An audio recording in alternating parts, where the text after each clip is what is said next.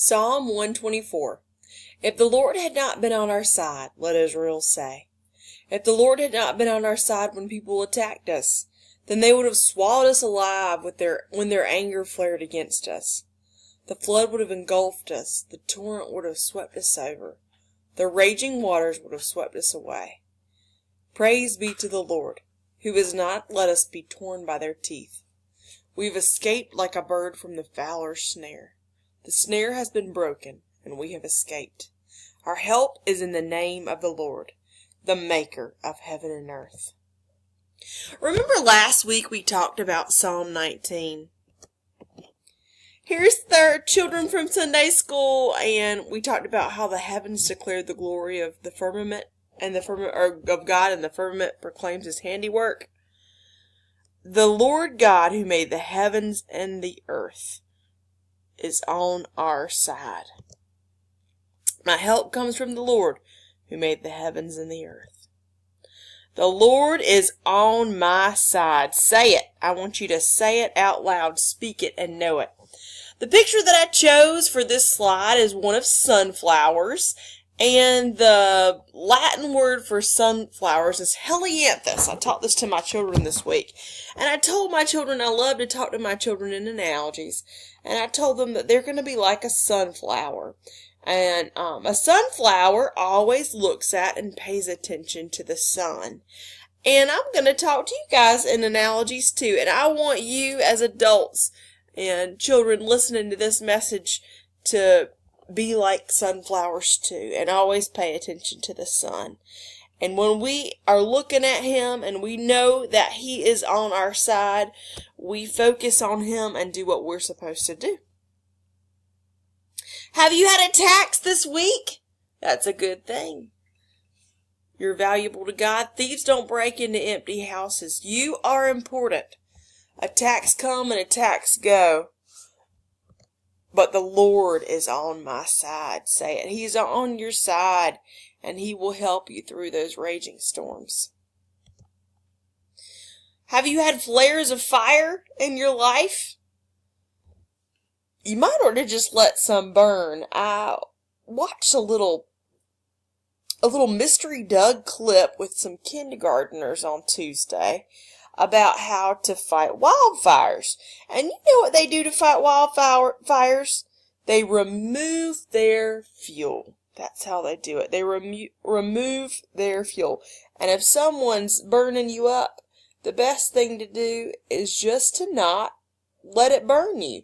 And just to know that you're not going to be sensitive in that area, and there's no reason for you to be upset in that way. Another way that you put out wildfires is to start little fires, and you burn up all the fuel so that there's none left. So maybe you found yourself being attacked in a way, and you can analyze yourself and help yourself to get better in those areas by not being upset about those things and desensitizing yourself maybe to some of those things that you really don't need to be so sensitive about. God is a fire that burns us clean, and he makes us pure. I love Switchfoot, and we've been listening to a song that says, I believe you're the fire that can burn me clean. And I believe that about God. The Lord is on my side. Say it. Floods! Have floods come your way? Well, they've come our way, but they weren't as bad as they could have been. This is the Contentnia Creek here in Grifton last week. I don't think I showed you these pictures. We had a little bit of overflow, not of the river on the bridge, but just of the dock. Here's me talking to some news media from Connecticut. They were down here in Grifton. We were checking on Mom's house. The floods came, but those flash floods did not even get in my mama's ductwork. It was just a pure miracle. Her neighbor's house, as you can see over here, was horrible. Just a lot of water on up to the line, but seems like their inside of their house was good too. We didn't see them have to go in and do anything serious. The Lord was on our side, y'all. Say it. Teeth, it talks about tearing you apart. This is one of my favorite pictures of Daniel in the Lion's Den by Reuben. It's in the museum in Washington, D.C., the National Art Gallery. And he looks terrified. And I love it because a lot of times we say, oh, that scares me, I shouldn't do that. We think that fear is a good motivator for not doing anything. But instead, fear should be a motivator to do something and to do it in spite of our fears, because we can trust God and we can know that He will not let their teeth devour us. He will not give us as prey to the enemy, because that's what the scripture says, Psalm 124. Now, lions are a scary thing, and you know, they can tear you apart limb from limb. I looked at a bunch of pictures of lions mauling people in preparation for this sermon, and it's pretty scary. But we can trust and we can know that the Lord is on our side, and we do not have to be afraid. The Bible in Psalm 124 talks about snares, and I'm not talking about drums here, I'm talking about traps.